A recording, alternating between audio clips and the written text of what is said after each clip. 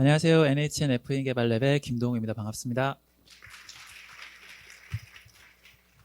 점심들은 다들 맛있게 드셨나요? 네.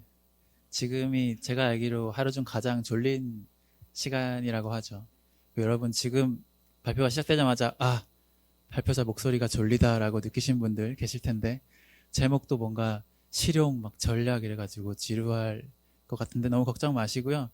굉장히 알찬 내용을 많이 준비했으니까 오히려 제가 하고 싶은 얘기가 너무 많아서 말도 좀 빨리 해야 될 것 같고 많은 내용을 전달드려야 될 것 같으니까 조금만 평소보다 더 집중해서 들으시면 40분이 정말 후딱 지나갈 거라고 말씀드리겠습니다.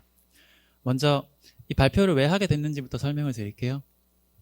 저는 프론트엔드 개발을 굉장히 오래 했어요. 거의 jQuery란 단어가 존재하지 않을 때부터 했으니까 꽤 오래됐는데 사실 프론트엔드에서 테스트를 하기 시작한 지는 그리 오래되지는 않은 것 같아요. 약 4, 5년 정도 된 것 같고 저도 아마 이 팀에 오고 난 이후부터 테스트를 제대로 작성하기 시작한 것 같은데 아마 프론트엔드에서 테스트를 작성하시는 분들은 이런 생각 많이 해보셨을 거예요. 일단은 테스트 작성하는데 시간도 많이 들고 맨날 깨져서 갱신하는데도 시간도 많이 들고 근데 과연 이게 나한테 도움이 되고는 있나? 이게 내가 들이는 비용만큼 효과가 있는 건가? 라는 생각도 많이 하셨을 거고 두 번째로는 백엔드나 다른 환경에서 테스트할 때는 괜찮았는데 프론트엔드는 대체 어떤 식으로 테스트하는지 모르겠다. 어떤 방식을 써야 되지? 라는 고민도 많이 하셨을 거예요. 그래서 이 질문에 대답을 드리기 위해서 제가 오늘 발표를 하는 거고 그래서 제목이 실용적인 프론트엔드 테스트 전략이 된 거고요. 이 답을 찾기 위해서 제가 속해 있는 FE 개발 랩에서도 정말 끊임없이 노력을 했습니다. 저희 팀은 진짜 어디 가면 둘째 가라면 서러울 정도로 테스트를 정말 열심히 하는 팀인데요. 여기 보이시는 도구들, 자스민, 카르마, 셀레니움 웹드라이버 이런 도구들이 실제로 저희 팀에서 지금도 쓰고 있는 도구예요. 그만큼 많은 도구와 많은 시도를 하면서 방법을 찾고 있고요. 특히 이 토스트 UI 제품에 다 쓰이고 있습니다. 갑자기 나왔으니 잠깐 홍보를 드리면 저희 FE 개발 랩에서는 토스트 UI라는 오픈소스 라이브러리 셋을 관리하고 있고요. 여기 보시면 마크다운 에디터, 차트, 그리드, 이미지 에디터, 캘린더 같은 다양한 어플리케이션 레벨의 라이브러리 뿐만 아니라 데이터 피커나 트리 같은 컴포넌트도 다 있고요. GitHub 스타가 총 다 합하면 25,000이 넘어가는 글로벌리 가장 영향력 있는 UI 라이브러리라고 볼 수 있습니다. 그러니까 여러분들 관심 가져주시고 저기 부스에 가시면 스티커 나눠드리고 핸즈온 랩스에서 실습도 할 수 있으니까 꼭 해보시기 바랄게요. 그리고 다시 돌아오면 요 프로젝트에 다 적용이 되어 있어요. 오픈소스니까 가서 확인하실 수 있는데 예를 들면 마크다운 에디터에는 자스민, 카르마 그리고 셀레니움 기반으로 되어 있고 E2E 테스트를 위해서 테스트 카페를 쓰고 있고요. 그리드 같은 경우는 최근에 사이프레스 스토리북 체제로 전환을 했고 어플리 툴도 도입을 했고요. 차트 같은 경우는 최근에 리뉴얼을 하면서 제스트랑 퍼페티어도 거래를 하고 있습니다. 정말 다양한 시도를 하고 다양한 방식으로 노력을 해서 이전까지는 사실은 답을 잘 못 내렸는데 지금은 어느 정도 정리가 된 것 같아요. 팀 내부적으로도 이런 식으로 테스트하면 되겠다. 이런 식이 효율적일 것 같다라는 방식이 정리가 돼서 그거를 공유드리고자 오늘 발표를 하게 됐습니다. 그래서 목차를 먼저 설명드리면 이제 처음에는 프론트엔드 테스팅이 굳이 더 어려운 이유가 뭔가를 먼저 설명을 드릴 거고요. 그게 보통은 시각적인 요소를 검증하는 부분인데요.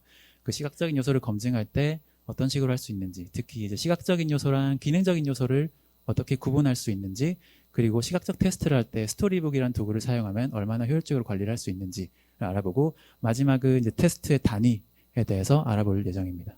그래서 테스트 단위를 어떤 식으로 해야 되는지, 어떤 단위 테스트랑 통합 테스트의 차이점, 그리고 컴포넌트 단위의 통합 테스트라는 게 어떤 개념인지, 그리고 그렇게 했을 때 사이프레스라는 도구를 사용하면 어떻게 효과를 받을 수 있는지까지 설명을 드리도록 하겠습니다. 먼저 굉장히 근본적인 질문을 한번 던져볼게요. 개발자가 왜 꼭 테스트를 작성해야 될까요? 보통 테스트는 사실은 전문 영역이죠. 별도의. 보통 일정 규모의 이상 팀에서는 다들 QA 조직이 따로 있을 것이고 그 팀에서 실제 제품의 퀄리티를 보증하는 역할을 할 거예요. 그렇죠? 근데 지금은 사실은 개발자가 테스트하는 게 너무 당연시되고 있죠. 특히 이제 정확히 얘기하면 개발자가 테스트 코드를 작성해서 테스트를 자동화하는 게 당연시되고 있습니다. 왜 그럴까요? 많은 이유가 있겠지만 생산성을 높이고 싶다, 리팩토링을 잘하고 싶다 등등. 근데 제 생각에 그리고 정말 많은 훌륭한 개발자들이 입을 모아 얘기하는 개념은 제 생각에 이거 같아요. confidence. 그러니까 한글로 옮기자면 뭐 자신감, 신뢰 정도 될 것 같은데 영어가 뉘앙스가 더 살 것 같아서 그냥 영어로 썼어요. 그러니까 무슨 말이냐면 내가 작성한 코드가 정말 제대로 돌아가는지, 정말 제대로 작동하고 있는지를 나한테 확신을 주고 자신감을 주는 역할이 굉장히 중요하다는 거죠. 그래서 테스트 코드가 보장해 주기 때문에 내가 그걸 믿고 리팩토링을 할 수 있고 품질 개선을 할 수 있고 또 기능 개선을 할 수 있고 또 버그 픽스를 할 수 있고요. 그리고 배포하고 일찍 퇴근할 수 있고요. 그렇죠? 그래서 이 테스트의 역할 중에 저는 이 컨피던스를 주냐 안 주냐가 굉장히 중요하다고 생각을 해요. 그러면 잠깐 설문을 해볼 텐데요. 여기서 프론트엔드 개발하시는 분 중에 나는 테스트를 매번 작성하고 있다. 한번 손들어 보시겠어요? 아, 작성하시는 분도 별로 없으신 거구나. 다음 질문을 해야 되는데. 그러면 작성하는 테스트가 나에게 컨피던스를 준다라고 물어봐야 되는데. 네. 저는 이게 항상 고민이었어요. 이 테스트가 나한테 왜 신뢰를 주지 않고 내가 이 테스트를 믿고 뭔가 하는데 도움을 주지 않는가 고민이었는데 이 얘기부터 먼저 해보도록 하겠습니다. 간략하게 제가 프론트엔드랑 백엔드를 그냥 그림으로 그려봤어요. 가운데 여기 파란색 점선을 보시면 오른쪽이 백엔드, 왼쪽이 프론트엔드라고 볼 수 있을 것 같은데요. 테스트라는 건 사실 기본적인 형식은 입력값과 출력값을 검증하는 겁니다. 즉 X를 넣었을 때 Y가 나오는지를 검증하는 게 기본적인 형식이고요. 근데 그렇게 봤을 때 백엔드는 입력값과 출력값이 다 데이터로 검증 가능해요. 뭐 보통은 HTTP 요청이 입력일 거고요. 결과값도 HTTP 응답으로 JSON이 보통 내려가는 형식이겠죠. 물론 서버에서도 인증 처리나 DB 처리 다양하게 할 게 있지만 이제 근본적인 형식은 입출력 값이 데이터로 검증 가능하다는 점에서는 좀 더 단순한 것 같아요. 그런데 프론트엔드의 문제점은 일단 입력값도 데이터라고 하긴 애매하고 어떻게 보면 사용자의 액션에 따른 것들이 대부분이고요. 출력값이 더 애매한데 출력값은 사실상 그냥 화면이 바뀌는 거예요. 내가 클릭했을 때 내가 기대하는 출력값은 특정 영역의 화면이 바뀌는 거죠. 그래서 이거를 뭐 물론 프론트엔드도 뭐 크로스 브라우징 이슈라거나 이런 걸 처리하기도 힘들지만 제 생각에 근본적인 어려움의 원인은 입출력을 데이터로서 코드로 검증하기 힘들다라는 게 제일 중요한 것 같아요. 조금 더 살펴보시면 사실 입력 데이터는 다 생성이 가능합니다. 예를 들면 브라우저 이벤트 시뮬레이션 API도 있고요. 그리고 브라우저 API를 모킹하거나 E2E 테스트 도구들을 사용하면 웬만한 입력 데이터들 다 만들어낼 수 있어요. 근데 제가 여기서 강조하고 싶은 건 출력. 출력은 사실은 시각적 데이터가 바뀌는 거잖아요. 그래서 이거를 검증하기가 까다로워요. 그냥 크게 생각하면 뭐 HTML, CSS가 나오니까 코드가 뱉어내는 게 그걸 가지고 검증하면 되겠지라고 생각하실 수도 있고 아니면 아니지 실제 바뀌는 거는 이미지니까 픽셀로 직접 다 계산을 해야 되지 않느냐라고 생각하실 수도 있을 것 같아요. 이 접근 방식에 대해서 조금 더 살펴보도록 하겠습니다. 제가 제가 생각할 수 있는 가장 간단한 예제를 만들어 봤어요. 그게 제 생각엔 카운터 같아요. 오른쪽에 보시면 플러스 눌리면 일씩 증가하고 마이너스 눌리면 일씩 감소하는 프로그램이에요. 이거는 이제 리액트랑 리액트 훅으로 짰는데 뭐 지금은 프로그래밍이 중요한 게 아니니까 그거는 신경 쓰지 마시고 여기 이 부분 리턴 값을 보시면 될 것 같아요. 요 돔 구조를 어떻게든 반환할 건데 처음 실행하면 이걸 어떻게 검증할까라고 처음에 생각도 많이 하실 텐데 보통 이런 식으로도 많이 합니다. 돔 구조니까 그냥 HTML 스트링으로 비교하면 되겠지라고 생각하시면 되고 그럴 때 이너 HTML 같은 거 써서 비교하시면 되고 하지만 그 스트링으로 비교할 때는 이너 HTML 나왔을 때 그런 인덴트라던가 띄어쓰기 같은 것들이 약간 문제가 있는 게 있어서 저런 디퍼블 HTML 같은 라이브러리들이 있어요. 그런 거 쓰시면 포매팅을 예쁘게 해주기 때문에 문자열로도 비교가 가능해요. 그리고 최근에는 이제 제스트 같은 테스트 도구가 발전을 하면서 스냅샷 테스트라는 걸 유행을 시켰죠. 그래서 굳이 내가 예측되는 값을 문자열로 미리 입력할 필요 없이 처음에 저렇게 toMatchSnapshot이라는 요 함수 요거만 실행하면 처음 실행할 때 그 결과값을 파일로 저장해 놨다가 두 번째 실행할 때부터는 이번에 실행된 데이터와 이전에 저장된 파일을 비교해서 달라진 부분이 있으면 에러를 뱉어주고 아니면 이제 내가 뭔가 문제가 생겼다고 생각할 수도 있고 아니면 의도된 변화라 생각하면 스냅샷을 갱신하고 이런 식으로 테스트를 합니다. 아마 제스트 쓰시는 분들은 이런 식으로도 많이 테스트를 할 거예요. 근데 이런 식의 테스트를 한번 생각을 해볼게요. 과연 이 테스트가 아까 말한 그런 컨피던스라는 신뢰와 자신감을 나한테 줄까요? 그럼 첫 번째는 이 HTML 구조를 보고 내가 결과물이 내가 의도한 대로 나왔다고 생각할 수 있을까요? 일단 아니죠. 일단 CSS가 필요하고 CSS가 있다고 하더라도 HTML, CSS 코드를 보고 내가 픽셀 정보를 머릿속에 그려낼 수 있는 분은 없죠. 우리가 개발할 때를 생각해 보면 항상 브라우저를 띄워놓고 결과를 확인해야 되는 거잖아요. 그런 의미에서 일단 내가 HTML 구조를 보고 결과물을 예측할 수도 없고요. 그 말은 테스트가 성공했다고 해서 내가 원하는 결과가 나왔다는 것도 아니라는 거죠. 예를 들면 단적인 예로 내 눈으로 다 확인했다고 해도 외부 CSS가 잘못 뭐 하나 건드려도 다 깨지는 게 프론트인데, 그래서 이 테스트가 나한테 내가 의도된 결과값을 준다고 전혀 도움을 줄 수가 없는 거죠. 그리고 세 번째로 적혀 있는 게 뭐냐면 리팩토링 할 때 도움을 주는가. 예를 들면 제가 여기서 저 DEC라는 클래스명을 btn DEC라고 바꿔볼게요. 결과는 똑같을 거예요. CSS 같이 바꾸니까. 근데 테스트는 깨지겠죠. 왜냐하면 내가 이 정확한 구조대로 나오는지를 테스트하고 있으니까. 그쵸? 마찬가지로 뭐 버튼 태그를 스팬 태그로 감쌌어요. 무슨 이유가 있어서. 근데 여전히 테스트는 깨지겠죠. 결과가 똑같더라도. 그 말은 리팩토링 할 때도 도움을 안 준다는 거예요. 그래서 결국은 이런 방식의 테스트가 신뢰를 주는 방식은 아니라고 생각을 해요. 왜 그러냐 생각을 해보면 우리가 테스트 같은 걸 처음 배울 때 이런 가이드를 많이 봅니다. 대표적인 게 이제 구현 상세, 구조에 종속적인 테스트를 하지 말고 내부 구조에 종속적인 외부에서 바라보는 동작을 기준으로 테스트하라. 다른 말로는 뭐 프라이빗 메소드를 테스트하기보다는 퍼블릭 인터페이스를 기준으로 테스트하라는 말을 하는데, 그런 맥락에서 봤을 때 HTML이랑 CSS는 엄연히 따지면 구현 상세에 가깝고요. 우리가 실제로 봐야 되는 결과물은 결국 이미지, 픽셀 정보라고 볼 수 있는 거죠. 그러면 왜 이때까지 픽셀 정보로 테스트 안 했어? 라고 물으실 수 있을 것 같은데, 제 생각에는 도구가 발전을 많이 안 해서 그랬다고 생각을 해요. 네, 지금은 도구가 많이 발전을 했습니다. 그래서 이런 테스트를 시각적 회귀 테스트라고 불러요. 회귀 테스트라고 부르는 이유는 아직까지 뭐 예를 들면 디자인 시안을 받아서 스케치나 PSD 파일을 그대로 던져서 이대로 되는지 확인해줘 라는 수준은 안 돼요. 다만 처음 렌더링한 결과를 내가 눈으로 확인한 다음에 그걸 스크린샷으로 저장을 하고, 그 다음에 내가 다시 실행을 했을 때 뭔가 다시 실행된 스크린샷이랑 비교를 해서 다른 점이 있으면 알려주는 정도는 할 수 있다는 거죠. 그래서 회귀 테스트 정도로 쓸 수 있고, 여기 보시면 빨갛게 디프 처리된 부분이 달라졌다고 보이는 거예요. 그러면 내가 보고 내가 의도된 변화야라고 하면 스크린샷을 갱신하면 되고요. 아니면 뭔가 의도치 않은 변화가 생긴 거니까 버그를 수정하면 됩니다.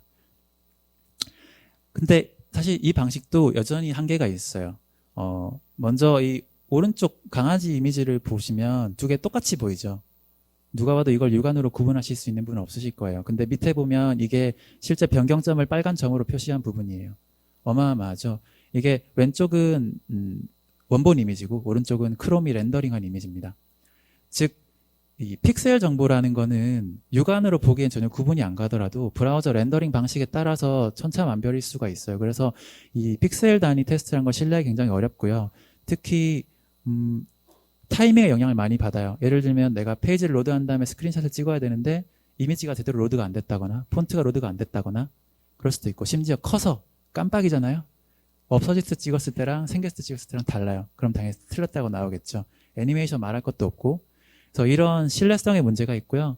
두 번째는 결과 확인이 좀 더 복잡하다는 거죠. 우리 기존 테스트 방식은 사실은 데이터고 텍스트로 검증이 가능하니까 커맨드 라인을 실행하고 보면 됐었어요. 근데 이런 식의 테스트는 보시면 알겠지만 이미지 일단 두 개를 띄워주고 여기가 바뀌었어 라고 시각적으로 표시를 해줘야 되죠. 그렇기 때문에 별도의 사용자 인터페이스, GUI가 필요한 상황이고, 또 이제 이미지를 어마어마하게 찍어내야 됩니다. 그래서 뭐 브라우저별로, 해상도별로, 테스트별로 계속 찍어내기 때문에 이미지 관리 이슈도 많이 들고요. 물론 이게 해결 불가능한 이슈는 아닌데 이런 걸 해결하겠다고 개발을 하고 있으면 사실 배보다 배꼽이 더 크겠죠. 그래서 요즘은 이런 걸 해결해주는 도구도 많이 나왔습니다. 대표적인 게 어플리 툴즈, 퍼시, 크로마틱 이 정도인 것 같고요. 이게 설치형이라기보다는 보통 서비스 형태를 많이 제공을 해요. 왜냐하면은 다양한 환경을 직접 내부에서 관리하면서 실행을 해줘야 되니까. 저희는 그냥 테스트 코드만 작성을 하고 스크립트를 실행을 하면 이쪽에서 그 결과를 받아서 내부적으로 파이어폭스, 아이 이런 식으로 다 스크린샷을 찍어서 비교를 해주고, 심지어 아까 말한 그런 픽셀 단위 비교의 문제점도 해결해줘요. 어플리 툴즈 같은 경우는 머신러닝을 사용해서 실제 의미 있는 변경점을 찾아주기도 합니다. 그리고 또한 뭐 병렬 실행에서 속도를 올려주기도 하고, 그래서 이런 도구들을 쓰면 실제로 우리가 시각적 테스트를 할 수 있어요.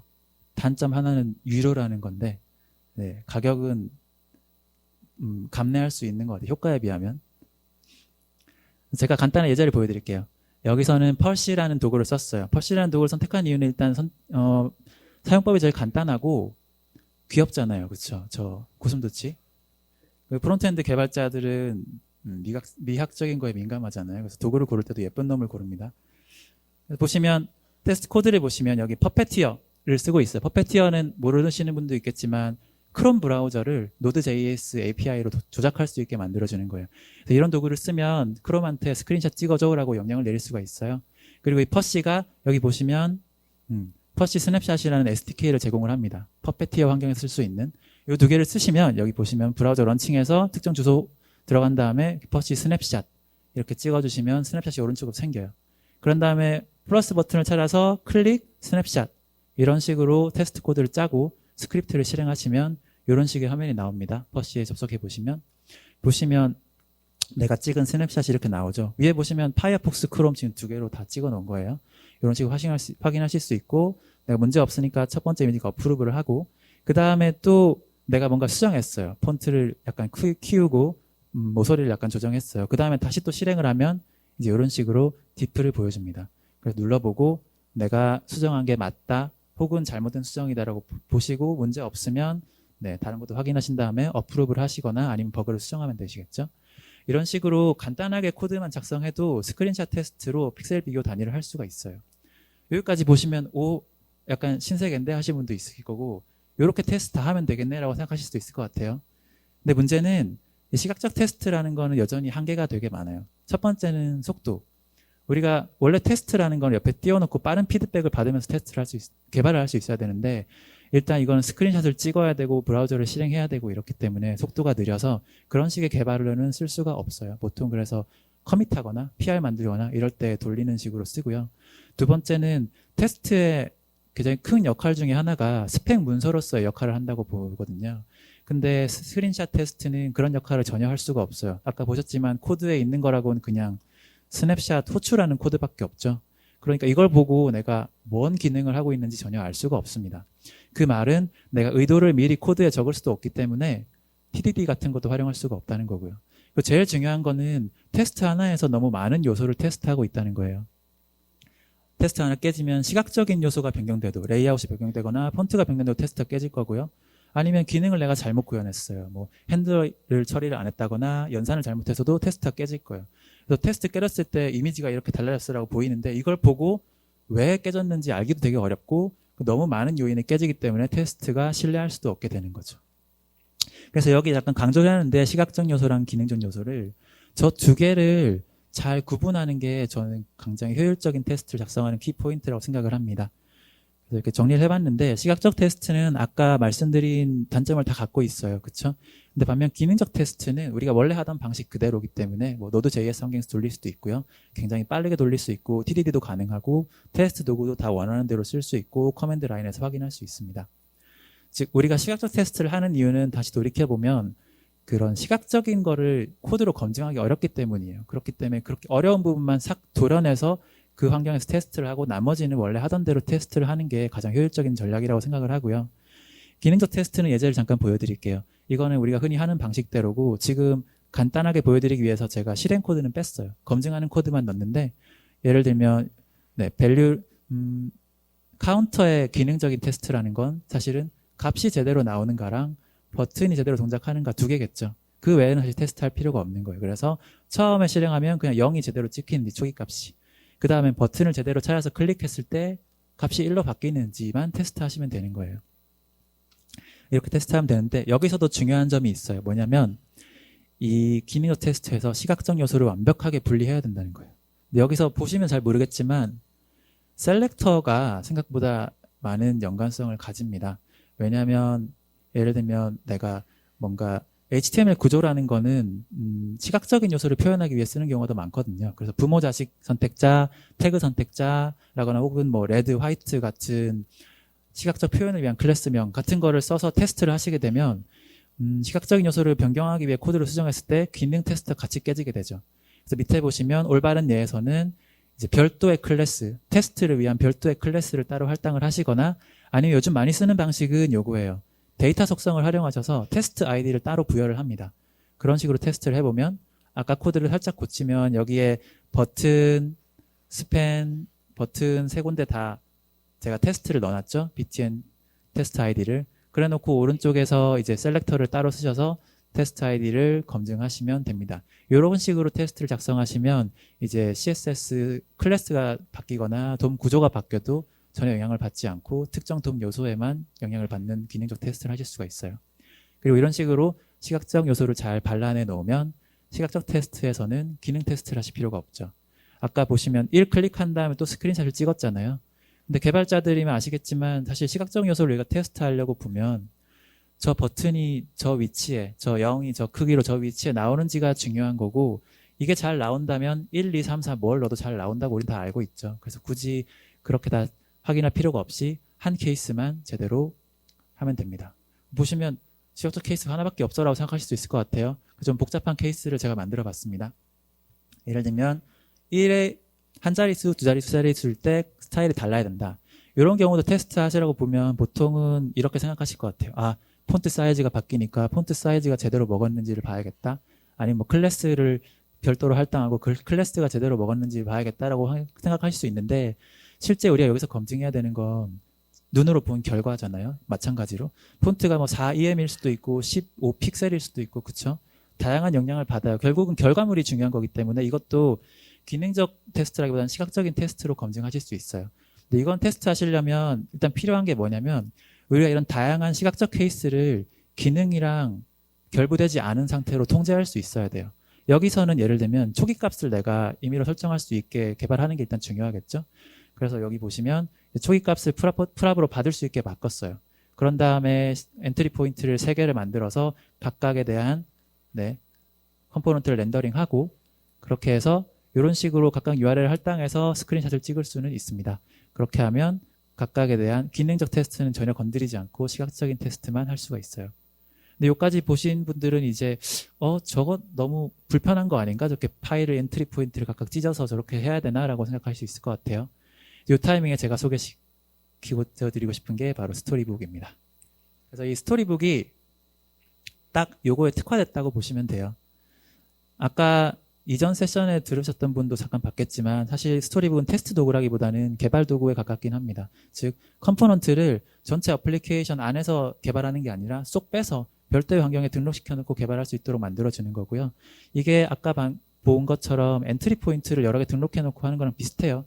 내가 원하는 케이스를 미리 등록해 놓고 빠르게 그것만 보면서 테스트할 수 있고 개발도 할 수 있는 거죠. 그래서 코드부터 보여드리면, 아까 각각 엔트리 포인트 만드는 거 이렇게 간단하게 한 파일로 만들 수 있어요. 보시면 저 디폴트로 익스포트 하는 거는 이제 이 컴포넌트의 이름, 그리고 개별 함수들이 익스포트 되는 거는 이제 내가 원하는 각각의 상태예요. 이런 식으로만 코드를 작성하시고 스토리북을 실행하시면 이런 서버가 뜹니다. 접속을 해보시면 이제 왼쪽에 보시면 아까 제가 만들었던 함수들이 메뉴로 다 정리되어 있고, 오른쪽 이 영역에는 실제 컴포넌트가 렌더링 돼서 아이프레임으로 나오고 있는 거예요.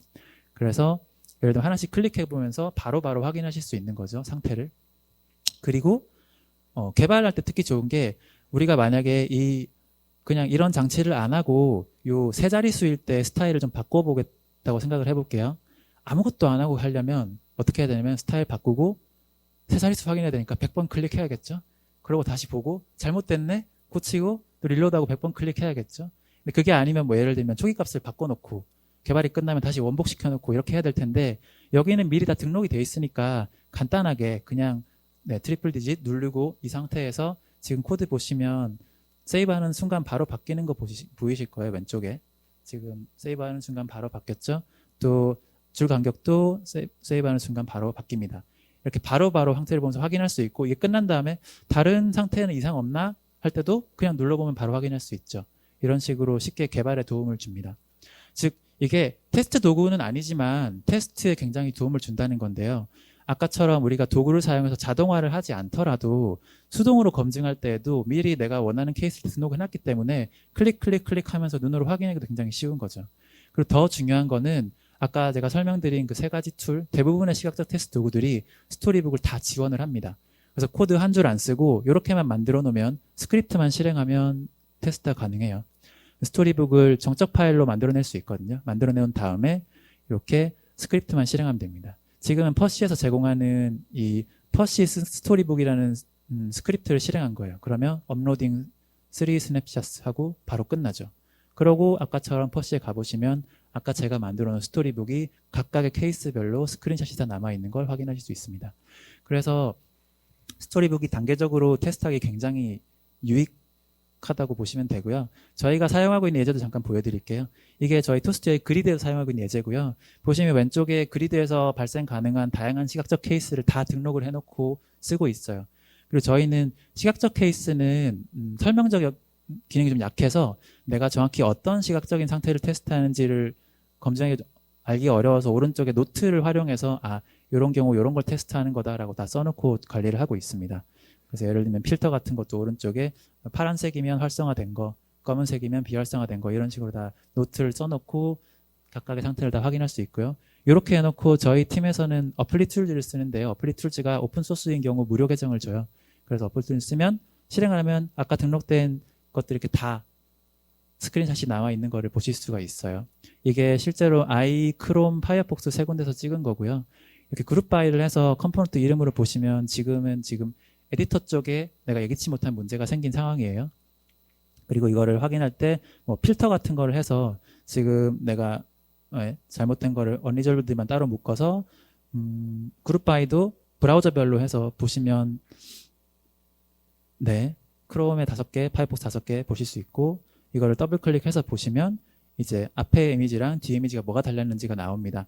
디프를 보시면 약간 이해하기 어려운데 어플리 툴즈가 머신러닝을 사용해서 굉장히 분석을 잘해줘요. 그래서 레이아웃 단위의 디프를 보여줘라고 하면 이런 식으로 레이아웃 단위 보여줘요. 보시면 제가 개발을 하다가 레이어를 살짝 어긋나게 만든 거예요. 그래서 이걸 보고 내가 시각적인 뭔가 문제를 발생시켰구나 하고 리젝트를 하고 버그를 수정하면 됩니다. 그리고 다음 거를 보고 또 마찬가지로 확인을 할 수 있고 이런 식으로 스토리북에 등록만 해놓으면은 코드 한 줄 안 쓰고도 시각적인 검증을 할 수가 있어요. 도구를 사용하면.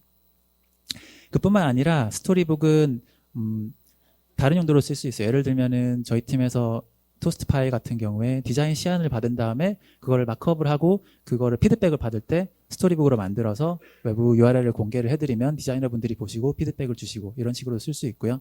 예제를 잠깐 보여드릴게요. 이게 저희가 토스트 파일에서 쓰고 있는 예제고요. 보시면 모든 페이지가 다 등록이 돼 있어요.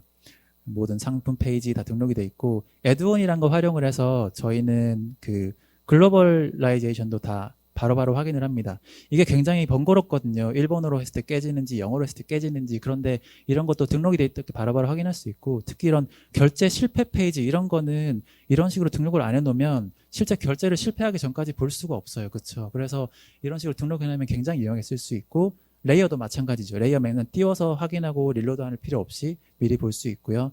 모바일 페이지 같은 경우도 볼 수 있고 여기서도 애드온을 활용해서 예를 들면 뷰포트별로 어떻게 나오는지도 다 확인하실 수 있습니다. 그래서 스토리북은 정말 유용하게 많이 쓰실 수 있으니까 꼭 도입해 보시길 바랄게요. 그리고 그 다음에 제가 설명드리고 싶은 게 이제 단위 테스트와 통합 테스트, 테스트 단위에 대한 얘기를 드릴게요. 지금까지 예제들은 너무 간단했잖아요. 근데 실제 우리가 어플리케이션을 개발할 때는 서버 연동을 해서 데이터를 받아와야 되죠. 그래서 그런 예제를 만들어 봤는데 리액트로 시작을 해서 리덕스로 좀 추가를 해봤어요. 근데 뭐 뷰를 쓰든 앵귤러를 쓰든 비슷할 것 같아요. 기본적으로 서버 연동을 하는 모듈이 필요할 거고요. 데이터를 받아서 실제 어플리케이션의 상태를 바꿔주는 애가 필요할 거고 그리고 그 상태를 컴포넌트랑 연결해주는 애가 필요할 거예요. 근데 이런 식으로 작성을 한 다음에 리덕스 홈페이지나 이런 데 가면 테스트를 어떤 식으로 하라고 돼 있냐면 모듈별로 따로따로 하라고 돼 있습니다. 코드를 잠깐 보시면 이제 컴포넌트 같은 경우는 내가 상태를 관리 안 하고 프랍을 받았으니까 프랍 받아쓰도록 만들고 대신에 클릭했을 때도 네가 받아온 프랍을 실행하는지만 테스트해 이런 식으로 하고 있고 마찬가지로 액션 생성자 따로 비동기 액션 따로 리듀서 따로 이런 식으로 테스트를 합니다. 근데 이렇게 했을 때 딱 봐도 문제점은 뭐냐면 기존 코드가 정말 간단한데도 불구하고 테스트 코드가 오히려 더 길어질 수가 있죠. 왜냐하면 모킹 같은 걸 하느라. 그리고 더 중요한 거는 이렇게 개별 모듈로 테스트한 경우는 모듈의 연결 부위는 테스트가 안 된 거예요. 모킹을 다 해놨기 때문에. 그렇기 때문에 여기 빨갛게 X친 부분은 사실은 테스트가 전혀 안 된 부분입니다. 그래서 테스트 커버리지가 굉장히 낮다고 보시면 돼요. 이런 그림 많이 보셨을지 모르겠는데 유닛 테스트를 아무리 잘 했다고 해도 그쵸 실제로 연결했을 때 아무 의미가 없는 경우가 많죠. 실제로 이게 단위 테스트에 굉장히 공격을 받는 얘기 중에 하나인데 그 중에도 이제 왜 대부분의 단위 테스트가 낭비인가라는 되게 유명한 글이 있어요. 제임스 워커플랜이 쓴 건데 제목이 되게 자극적이긴 한데 좋은 내용이 많아서 몇 개 추려왔는데 첫 번째로 중요한 건 테스트가 비용이라는 거예요. 어떤 분들은 테스트 많으면 많을수록 좋지 않아? 라고 하시는 분들이 있는데 절대 아니고요. 테스트는 작성에도 비용이 들고요. 유지 보수에도 어마어마한 비용이 들고 심지어 실행할 때도 비용이 듭니다. 그래서 테스트가 많으면 많을수록 사실 비용이 증가하는 거예요. 그래서 불필요한 테스트를 최소화하는 게 굉장히 중요하고요. 그런 관점에서 단위, 그러니까 개별 모듈에 복잡한 로직이 없는 경우에 테스트는 굉장히 낭비인 경우가 많아요. 이런 걸 보통 동어 반복적인 테스트라고 하는데 그냥 실제 소스 코드가 하는 거를 다시 그대로 복귀하고 있는 테스트가 굉장히 많아요. 거기에 모킹 같은 게 추가돼서 오히려 테스트 코드만 늘어나는 거죠. 아까 보신 테스트가 바로 그런 테스트고요. 그렇기 때문에 실제로 그런 단위들의 테스트는 오히려 시스템 테스트나 통합 테스트로 커버하고 단위 테스트는 제거하는 게 좋습니다. 대신에 모듈이 복잡하거나 내부적으로 되게 알고리즘이 복잡하다는 모듈은 단위 테스트를 하는 게 당연히 좋죠.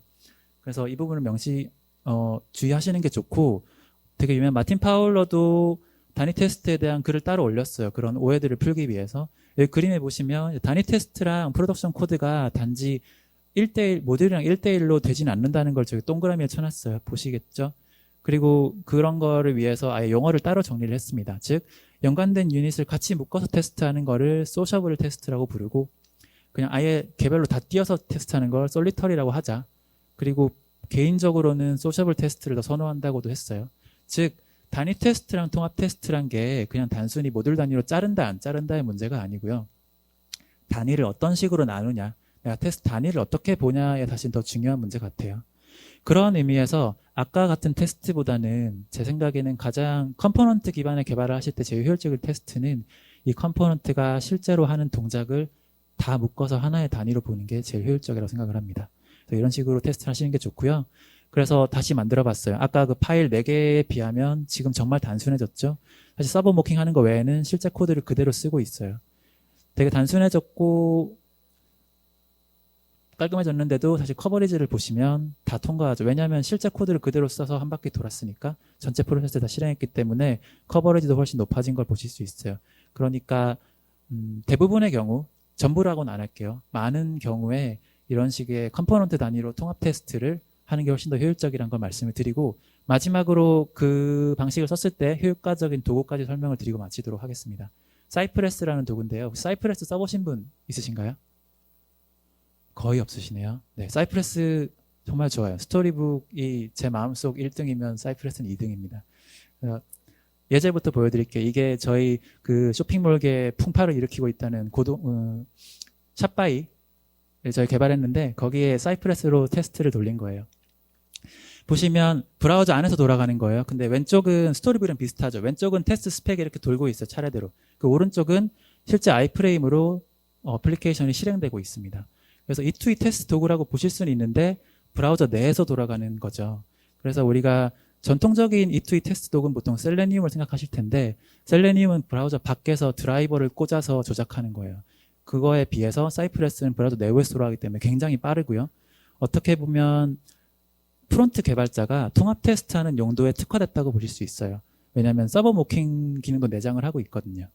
그래서 사이프레스로 아까 만들었던 코드를 테스트 코드를 다시 작성을 해보겠습니다. 그러면 기본적인 형식은 똑같지만 이제 모킹 코드가 굉장히 단순해지신 걸 볼 수 있죠. 그 다음에 이 부분은 약점일 수는 있어요. E2E 기반이기 때문에 내가 렌더링을 디테일하게 조절할 수는 없어요. 근데 이거는 해결책이 있긴 있으니까 일단은 넘어가고요. 그리고 테스트 할 때도 보통 이렇게 웨이트를 걸어줘야 되는데 사이프레스는 자동으로 기다려줍니다. 값이 바뀔 때까지. 그래서 테스트 코드 없이 단순하게 짤 수 있어요. 이렇게 작성하시면 이런 화면을 보실 수 있습니다. 그래서 이 사이프레스 특히 좋은 게 그냥 볼 수만 있는 게 아니고 실제 어떤 정보가 있는지 다 볼 수 있어요. 어떤 게 모킹됐는지 그리고 클릭을 어떤 걸 했는지 오른쪽에 하이라이팅 되는 거 보이시죠? 클릭했을 때 상태가 뭔지도 비포 애프터 지금 바뀌는 거 보이시죠? 그래서 각 이력에서 어떤 상태였는지를 다 복기를 하실 수가 있어요. 심지어 서버 요청에다 클릭하시고 콘솔을 열면 리퀘스트가 뭐였고 리스폰스가 뭐였는지도 다 나옵니다. 그만큼 완벽하게 이력이 남아서 디버깅도 굉장히 편해요. 즉 이거를 단순 테스트 도구가 아니고 개발 도구로 쓰실 수도 있어요. 브라우저 띄워놓고 개발하시는 게 아니고 사이프레스를 띄워놓고 개발을 하시면 프론트에서 TDD가 가능합니다. 왜냐하면 브라우저 디버깅도 쓸 수 있죠. 심지어 브라우저 익스텐션도 쓸 수 있어요. 그래서 제스트 같은 거 띄워놓고 TDD 하신 분들이 있을 거예요. 근데 그렇게 했을 때 답답한 게 뭐냐면 눈에 보이는 게 아무것도 없으니까 테스트가 깨졌을 때 어느 단계에서 어떻게 깨졌는지 알기가 되게 어려워요. UI가 도움이 나와서 안 깨진 건지 핸들러를 걸었는데 도움이 없는 건지 핸들러를 못 걸은 건지 되게 알기가 어려운데 이거는 인스펙터 열어서 보시면 다 나와요. 이력이 다 남아서 굉장히 편리하고 서버 모킹도 자동으로 제공하기 때문에 편하게 개발할 수 있습니다. 그래서 제가 영상을 하나 찍어 왔어요. 아까 그 테스트 코드를 먼저 작성을 하고 그거를 TDD로 작성하는 예제를 보여드리겠습니다. 먼저 그냥 실행을 합니다. 그러면 당연히 테스트가 깨지겠죠. 테스트가 깨지면 너 지금 find by test ID 했는데 btn inc가 없어 라고 해요. 그걸 확인할 때 그냥 인스펙터 열어서 저 버튼에 클릭해 보시면 되죠. 그러면 여기 보시면 btn increase라고 제가 잘못 썼죠. 그걸 보고 btn inc로 고치면 됩니다. 그렇죠? 그리고 다시 테스트를 실행합니다. 그러고 보시면 이제 클릭 이벤트까지는 제대로 되는 걸 확인할 수 있어요. 제대로 먹었죠? 근데 서버 요청이 제대로 안 갔어요. 그래서 서버 요청 클릭은 제대로 먹었구나. 그 다음에 또 서버 요청을 구현을 합니다. 다시 테스트 실행하시면 당연히 서버 요청이 된 거를 보실 수 있겠죠? 테스트는 깨지고 서버 요청이 제대로 됐는지 눌러서 다시 콘솔 열고 확인하시면 리퀘스트 리스폰스 확인할 수 있고 10일이 반환돼요. 리퀘스트 반환이 됐어요. 그럼 리스폰스 반환이 됐고 그러면 이제 응답에 대한 핸들러를 제가 안 만든 거죠. 그럼 또 핸들러를 만들면 됩니다.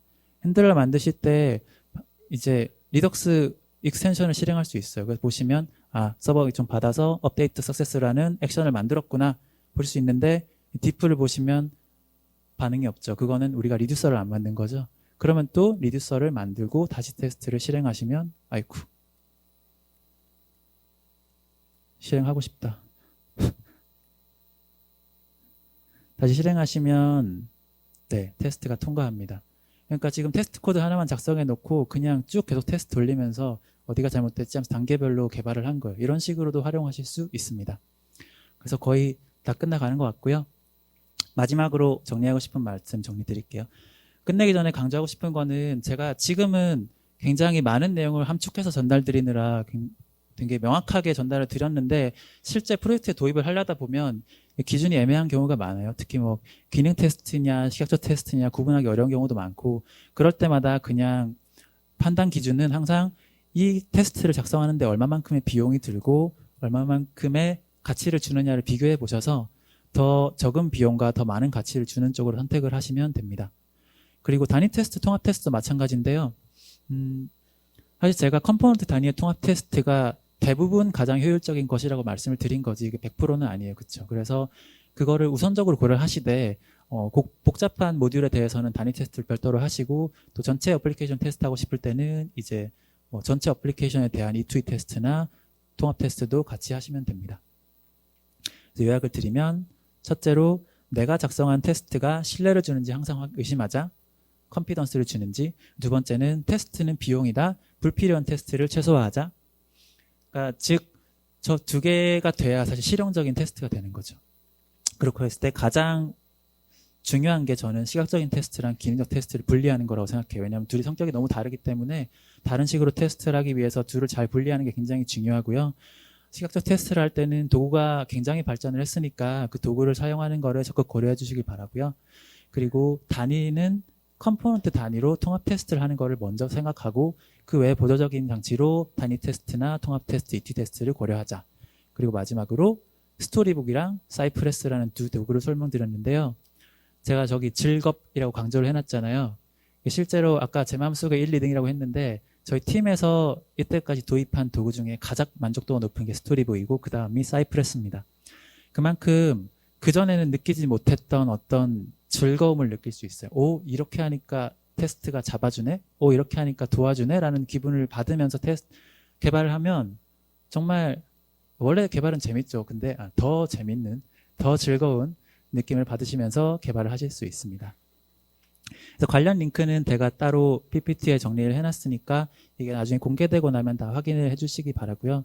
제가 할당된 시간을 꽉 채워버려서 Q&A를 받을 시간은 따로 없을 것 같아요. 그래서 제가 발표 끝난 다음에 저기 보통은 저 토스트 UI 부스 쪽에 있을 테니까 질문 있으신 분은 저한테 와서 질문해 주시면 감사하겠고요. 이상 발표를 마치도록 하겠습니다. 감사합니다.